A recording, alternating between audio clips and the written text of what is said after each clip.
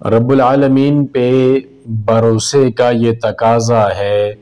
کہ تو اپنے اعمال کا یا اپنے کاموں کا نتیجہ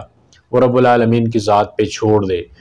کہ جس کام کے بارے میں بھی تو نے رب پہ بھروسہ کیا ہے، رب العالمین اس کا جو بھی نتیجہ تجھے دے گا وہ تیرے حق کے اندر بہتر ہوگا۔ دودھ پیتا بچہ جس طرح اپنے آپ کو ماں کے حوالے کر دیتا ہے کہ ماں جو چاہے اس کے ساتھ کرے، تو ماں ظاہر اپنے بچے کے ساتھ بڑا شفقت والا معاملہ کرتی ہے، تو جو ماں سے بھی کئی درجے زیادہ پیار کرنے والا ہمارا رب ہے، جب ہم اپنے کاموں کو اس کے سپرد کریں گے تو کیسے ہو سکتا ہے کہ ہم ذلیل و خوار ہو جائیں یا ہمیں ناکامی مل جائے۔ وہ کائنات کا رب ہے نا، وہ نعم الوکیل ہے، بہترین کارساز ہے، وہ تیرا اچھا اور برا جانتا ہے، تیرے حق کے اندر کیا چیز بہتر ہے کیا چیز بہتر نہیں ہے۔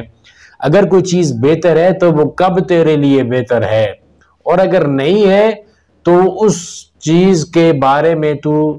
بالکل اس کو ذہن سے نکال ہی دے کہ جو چیز تجھے ملی نہیں ہے وہ تیرے حق میں بہتر نہ تھی، اسی لیے تو رب العالمین نے تجھے دی ہی نہیں ہے، تیرے نصیبے کے اندر وہ چیز رب العالمین نے لکھی ہی نہیں ہے۔ تو اپنے کاموں کو اللہ کے سپرد کر، تو اللہ پہ توکل اور بھروسہ ایسے انداز کے ساتھ کر کہ اب اس کا جو نتیجہ آئے گا نا، وہ نتیجہ میں کھلے دل سے قبول کروں گا، میں اپنے اللہ کی رضا پہ